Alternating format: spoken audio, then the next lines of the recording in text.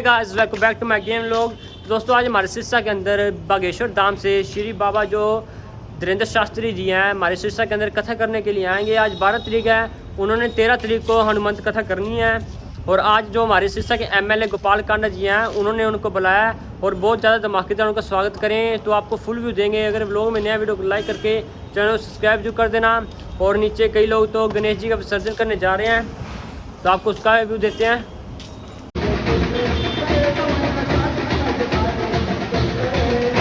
तो गाइस अभी मैं अपने डेस्टिनेशन पर पहुंच चुका हूं। यहाँ पर सालासर मंदिर में आएंगे धीरेन्द्र शास्त्री जी।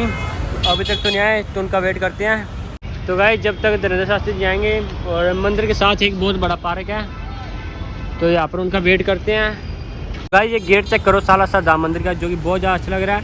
और मैंने एक चीज़ नोटिस करी है, यहाँ पर पिलर के ऊपर बहुत सारे सरिये लगा रखे हैं ऊपर जाने के लिए, भी ऊपर मूर्ति चेंज कर सके। ऊपर मूर्ति लगी हुई हैं। इसी मंदिर से ही जो कि धीरेन्द्र शास्त्री जी हैं पूरे शहर के अंदर अपने काफिले को लेकर रैली निकालेंगे, फिर ताकेश्वर धाम पर पहुंचेंगे। और इधर देखो कितनी अच्छी तैयारी हो रखी है। हनुमान जी की बहुत बड़ी मूर्ति है।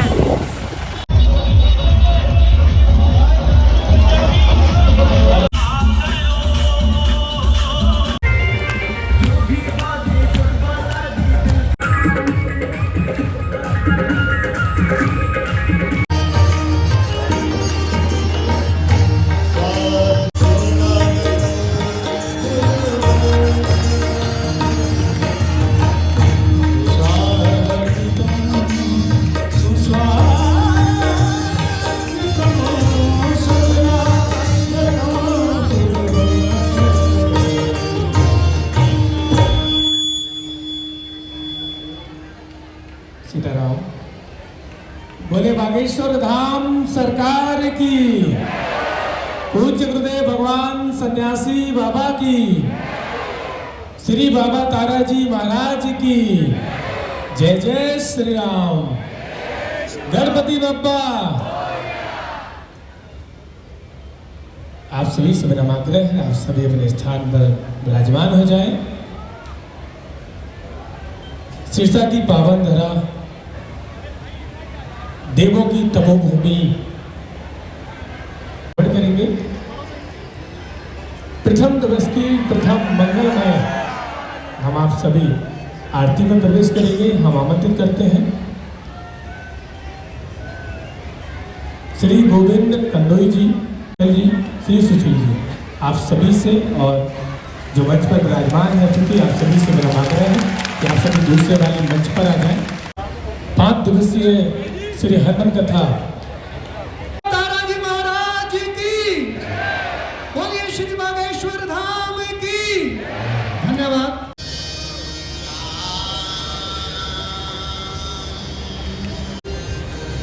मनोजवं मारुततुल्यवेगं जितेन्द्रियं बुद्धिमतां वरिष्ठम्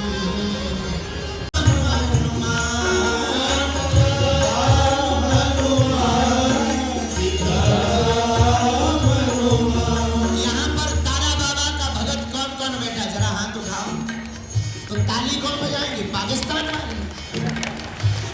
ऐसे गाइए ना, गाइए सीताराम।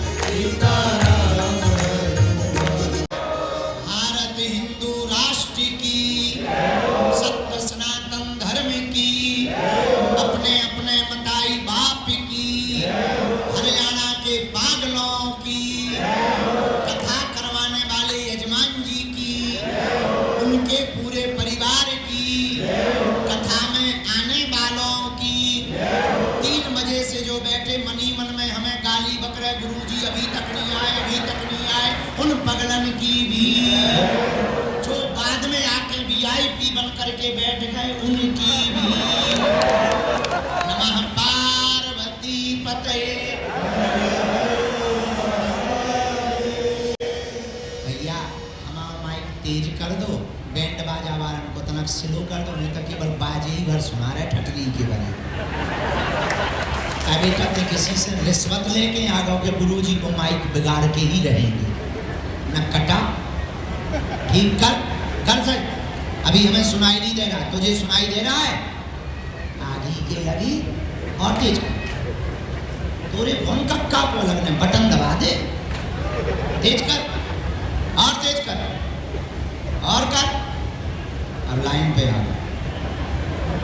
रामचंद्र भगवान की, बागेश्वर बालाजी की, नमः पार्वती पते हर हर। साधु जी, ओ साधु जी, पूज्यपाद श्री दादा गुरु जी का आशीर्वाद, उनके प्रताप के कारण श्री सन्यासी बाबा के चरणों को भी प्रणाम करते हैं। श्री सीतारामचंद्र भगवान के चरणों को प्रणाम। ज्ञानी नामाग्रगण्यम, श्री हनुमान जी महाराज को अनेक उपाधियां हैं, उनमें एक चीज हनुमान जी की हमें बड़ी प्रिय लगती। क्या? प्रभु चरित्र सुनबे को राम लखन सीता। ये हनुमान जी का क्या गजब का स्वभाव। मेरे पागलों जरा सीखो, बेहतरीन वक्ता बनना है तो बेहतरीन श्रोता बनना पड़ेगा। अगर आपको बढ़िया बाप बनना है तो पहले बढ़िया बेटा बनो। बढ़िया गुरु बनना है, बेहतरीन गुरु बनना है तो बेहतरीन चेला बनो। बेहतरीन ड्राइवर बनना है तो बेहतरीन कंडक्टर बनो, तभी आप बेहतरीन हो पाओगे। इसलिए हनुमान जी का स्वभाव क्या? प्रभु चरित्र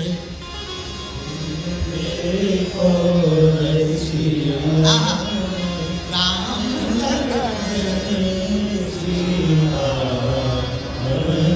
हनुमान जी महाराज ज्ञानी नामाग्रगण्यम सकल गुण में धनम वानरा राम धीसम रघुपति प्रिय भक्तम वाद जातम नमामि। ऐसे अंजनानंदनम वीरम जानकी शोकनाशनम कपीस मोक्ष हंतारम वंदे लंका भयंकरम। श्री हनुमान जी ऐसे दयालु हैं, इतने ज्ञानी होकर के भी कथा के रसिक हैं। इससे सिद्ध होता है कि कथा इंसान की व्यथा को मिटा देती है।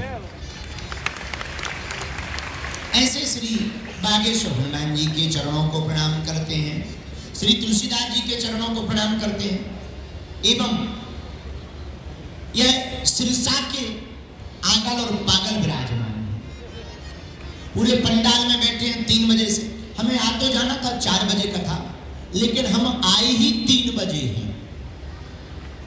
पहले कल आना था तो संतों की आज्ञा लग गई तो हम राजस्थान चले गए। राजस्थान में सीकर के पास एक बहुत दिव्य संत हुए थे, परम पूज्य श्री रेवासा वाले पूज्य महाराज जी। उनका कुछ दिन पहले शरीर शांत हो गया। हमको खबर लगी, व्यस्तता हमारी ज़्यादा थी। रामानंदी संप्रदाय के बहुत बड़े महात्मा थे, तो हमें उनके चरणों में पहुंचना था। तो पूज्य श्री मलुकपीठ वाले महाराज जी वहाँ थे और हम स्वामी रामदेव जी और हमारे बहुत ही प्रिय अनुज श्री आचार्य इंद्रेश उपाध्याय जी, उनके साथ कल हम फिर वहाँ राजस्थान चले गए। वहाँ से हमें हो गई रात। हमने रात हो गई, अब नहीं बनेगी बात, क्योंकि महंगी हो गई रात। तो फिर हमको श्री गोपाल जी ने भी कहा कि गुरुजी कल आ जाओ। और सुबह हम जल्दी तो उठे, पर 1-2 कामों में व्यस्त हो गए। चील गाड़ी थोड़ा देरी से उड़ी, चील गाड़ी थोड़ा देरी से उड़ी, लेकिन अंत तो गत्वा 1:30 बजे 2 बजे के लगभग हम आपकी जिला सिरसा में आ गए।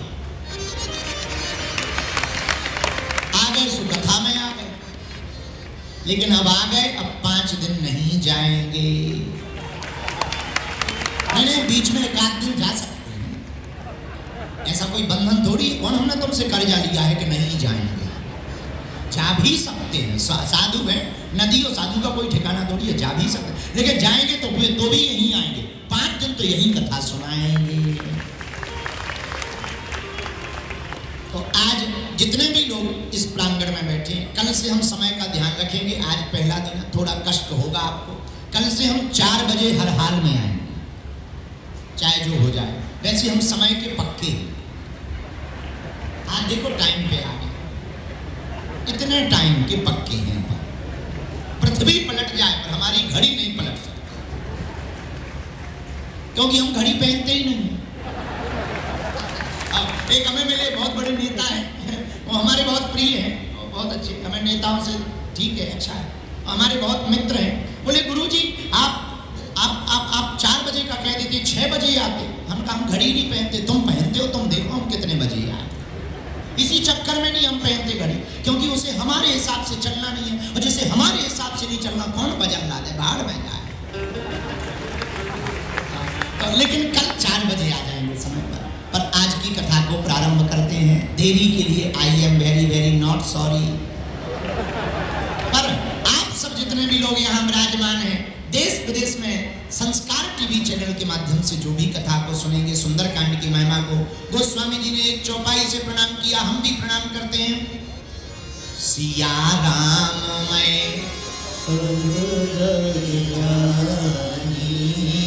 भैया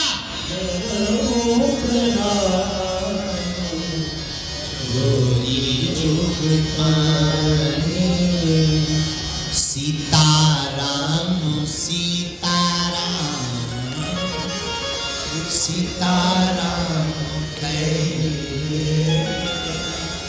जाहि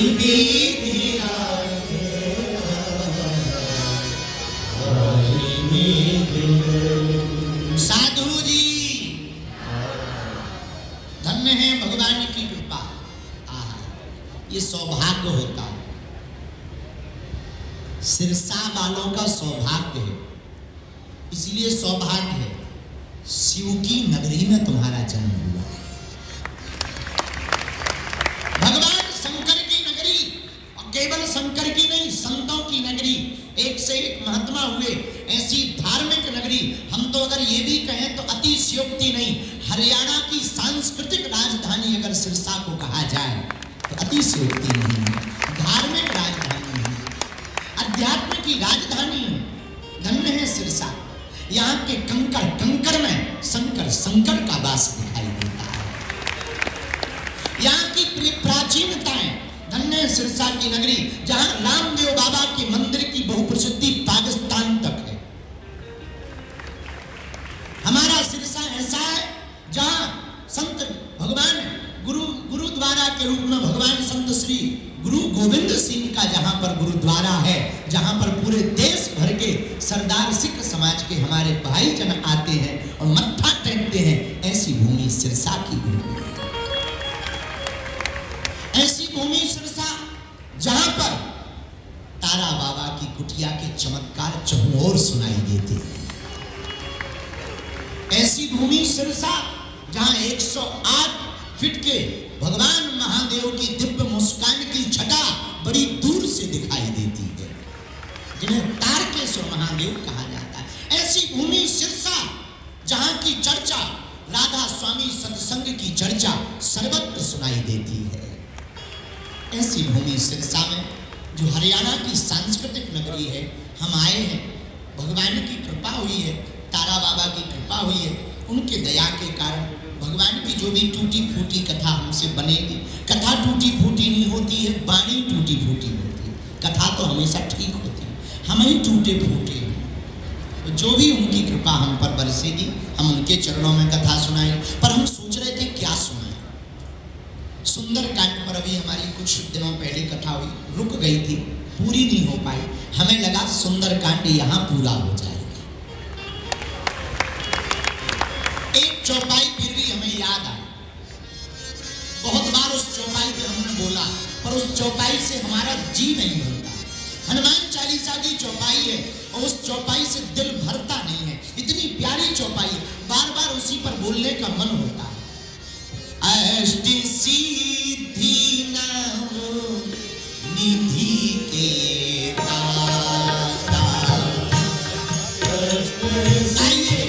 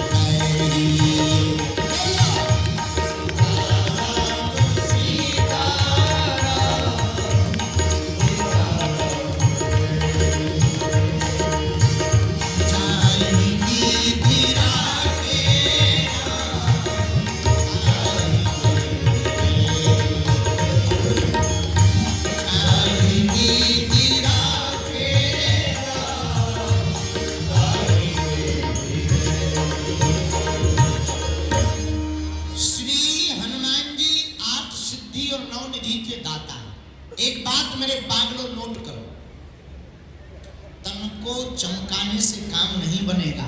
तन का सुंदर होना बड़ी बात नहीं है, मन का सुंदर होना बहुत बड़ी बात है। अच्छा, बहुत लोगों का तन तो बहुत सुंदर होता है, लेकिन मन ऐसे काला होता है जैसे अमावस्या में जमराज भैंसा पर बैठ किया है।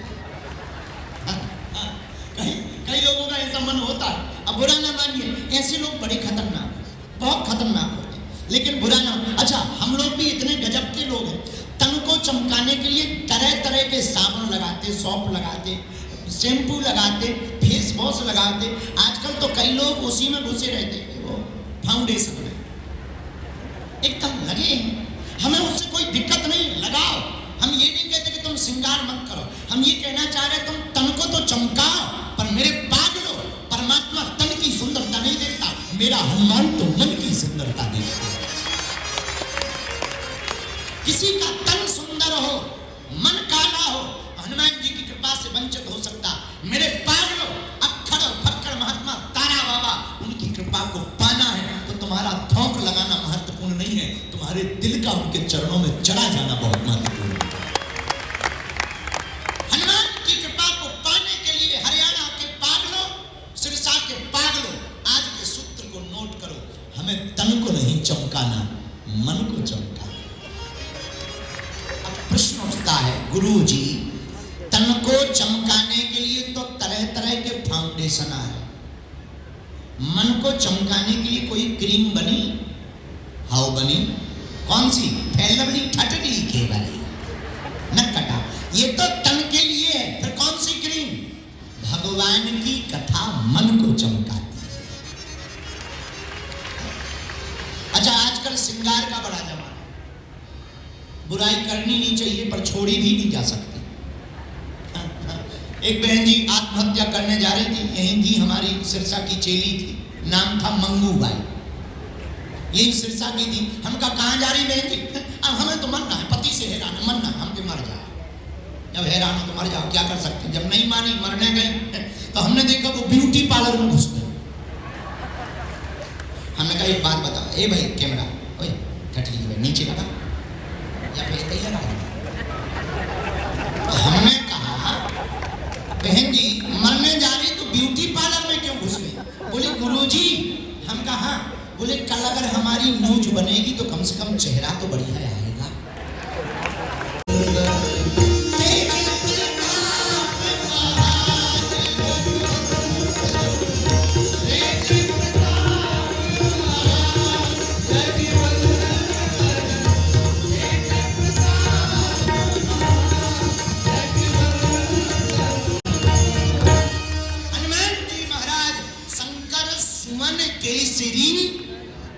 शंकर जी किसके अवतार हैं? शंकर जी के ही 11वें रुद्र अवतार हैं।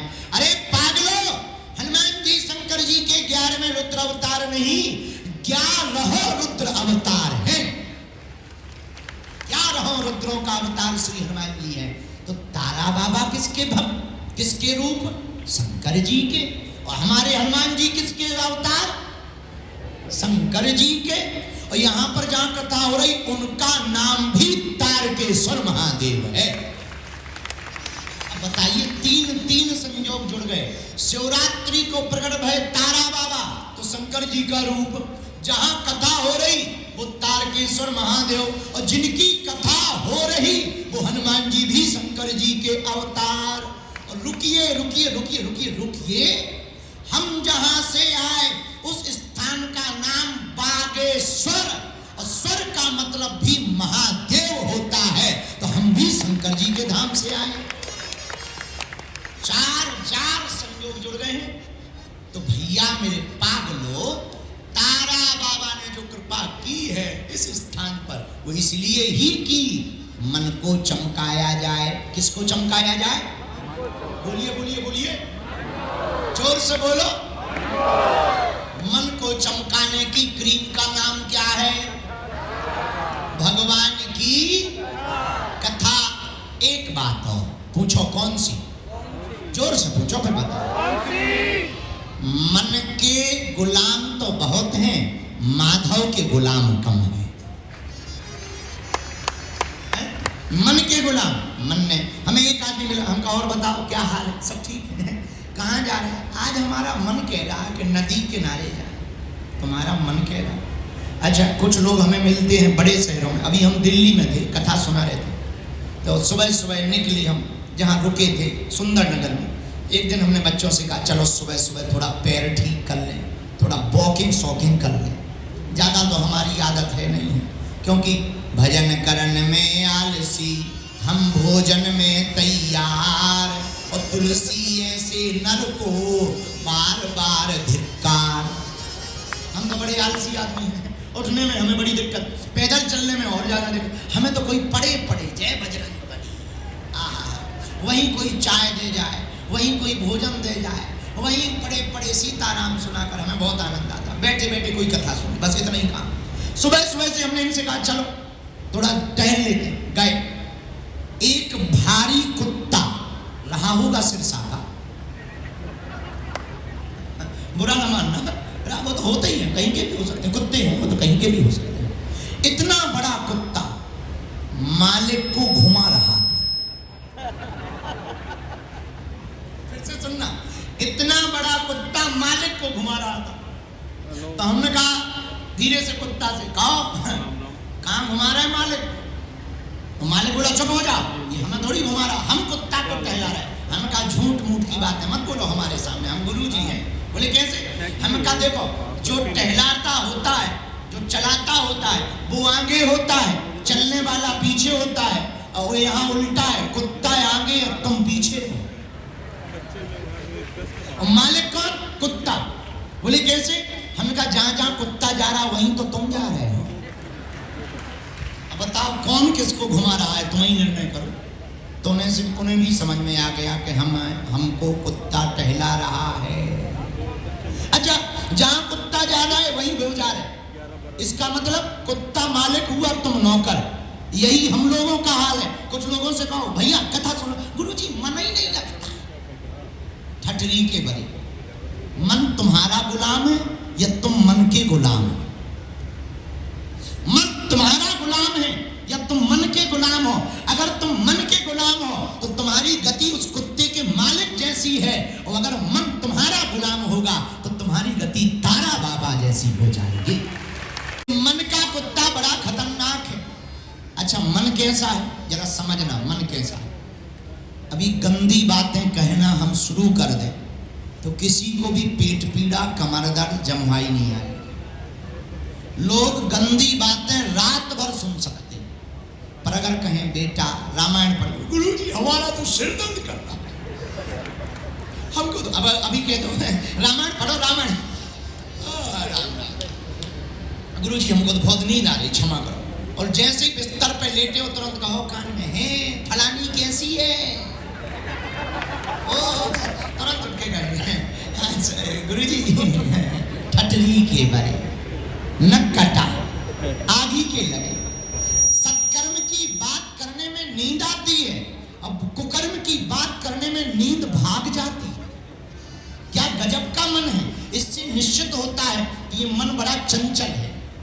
कुछ लोग यहाँ कथा में बैठे, पर कुछ लोगों का मन नहीं बैठा। सिरसा के मार्केट में कोई चाट खा रहा, किसी का मन सिनेमा फिल्म में फिल्म देखने जा रहा। हमारे एक संत हमको कहते थे, तन से पूजा कर रहे मनवा गया बाजार, और कैसे रीझे सांवरा जुड़े न दिल के तार। है ज्यादातर लोग तन से पूजा कर रहे, मन से किसी को मतलब ही नहीं। मेरे पागलों, सिरसा के लोगों, आज की कथा का संकेत बड़ा प्यारा है। हमें तन को नहीं चमकाना, मन को चमकाना है। इसलिए मन के गुलाम नहीं बनना, हमको तो माधव का गुलाम बनना है। मन के गुलाम बनोगे तो बिखर जाओगे, माधव के गुलाम बनोगे तो निखर जाओगे। बिखरना हो तो मन के गुलाम बनो, और निखरना हो तो गोविंद के, माधव के गुलाम बनो।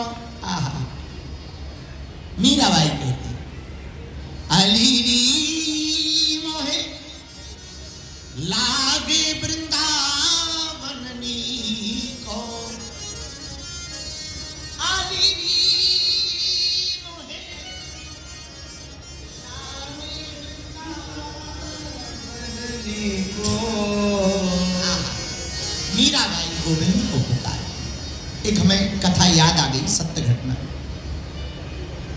गुलाम अगर तुम माधव के बनोगे तो क्या होगा।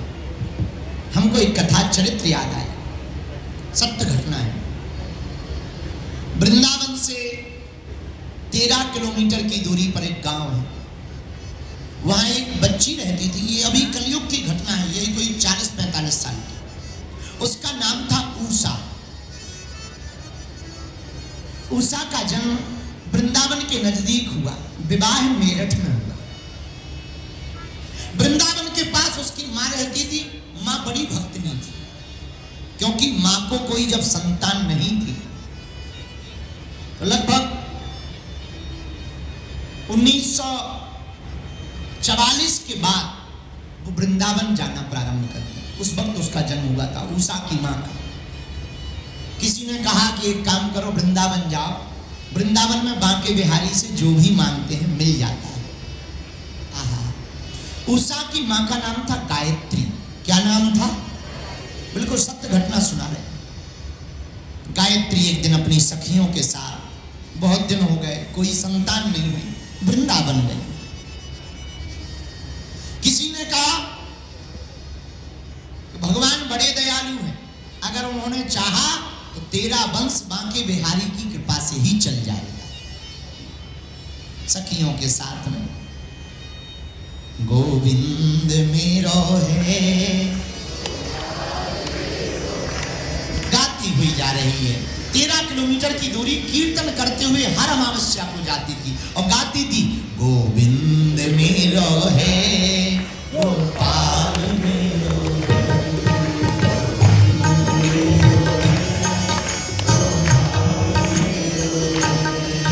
गोविंद मेरो है गोपाल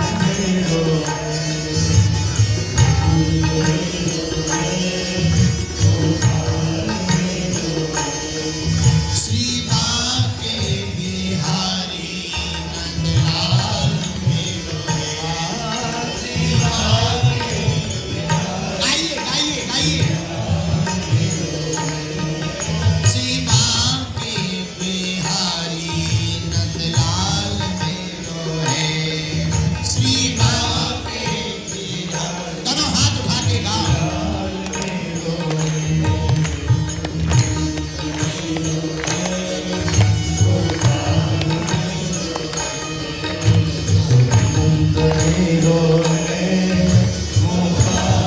अच्छा, जहां कथा हो रही है इन दोनों भाइयों का नाम भी गोविंद गोपाल है।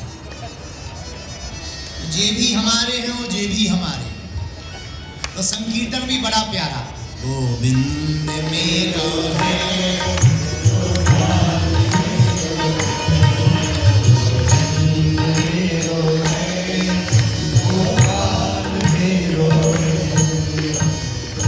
बिहारी जी को मिलने जा रहे हैं। कीर्तन गाते हुए गायत्री चली जाती। एक दिन अमावस्या के दिन भीड़ बहुत थी, बांके बिहारी में घुस गए। प्रवेश हुई, भीड़ बहुत, आंखों में नैनों में आंसू, हाथ में फूलों की माला।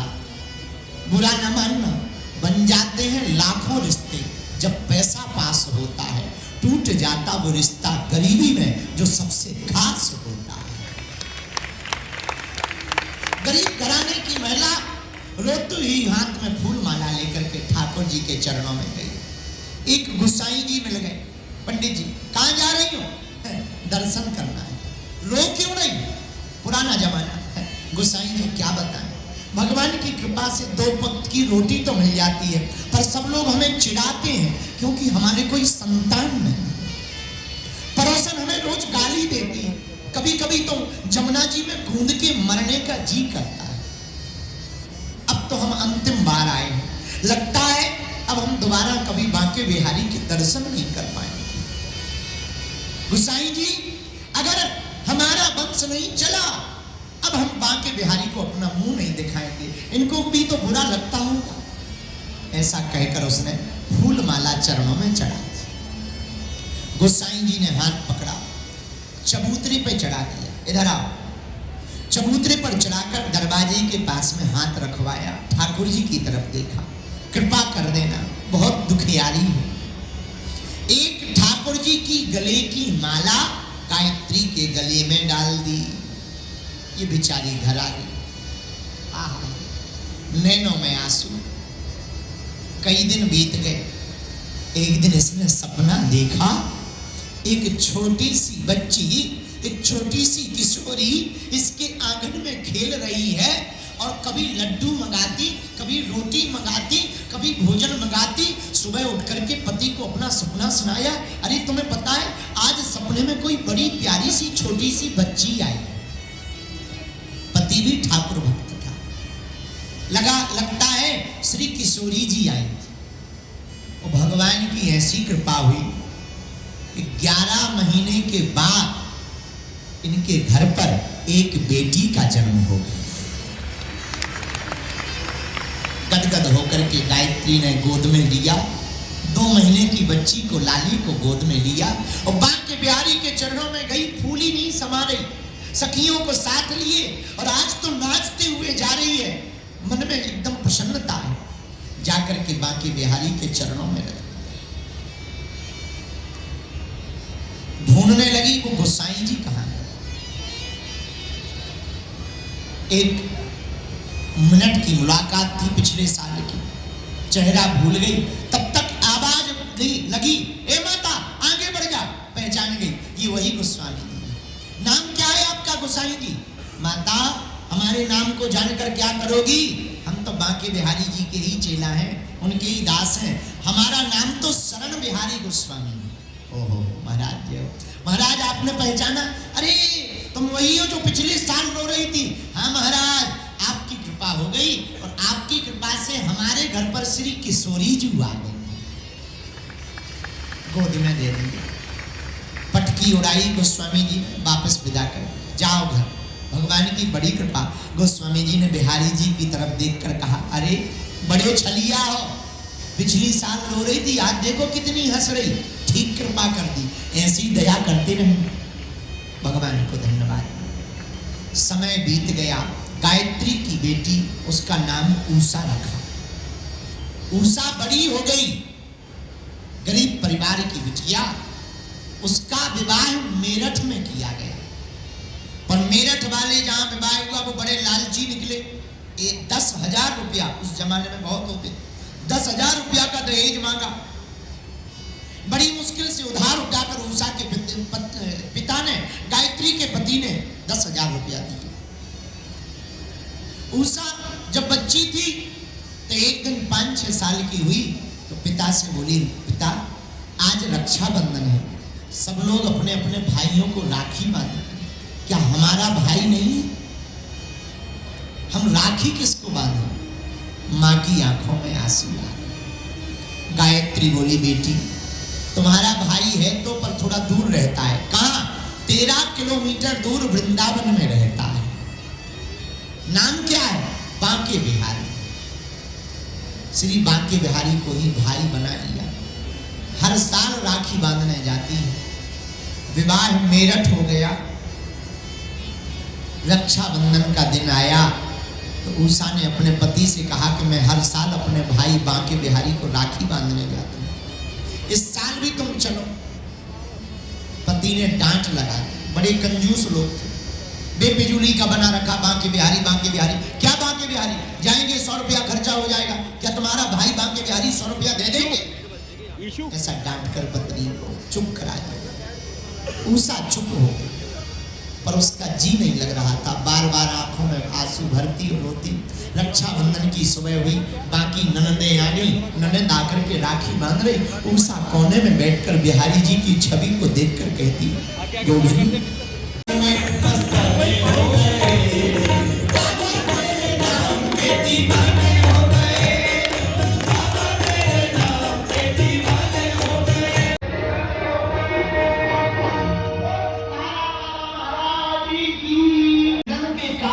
तो गाइस अंदर से आ चुके हैं और यहाँ पर देखो बाहर स्क्रीन लगी हुई है बहुत बड़ी। तो गाइस ये था आज का व्लॉग और वहाँ पर अभी धीरेन्द्र शास्त्री लगे हुए हैं।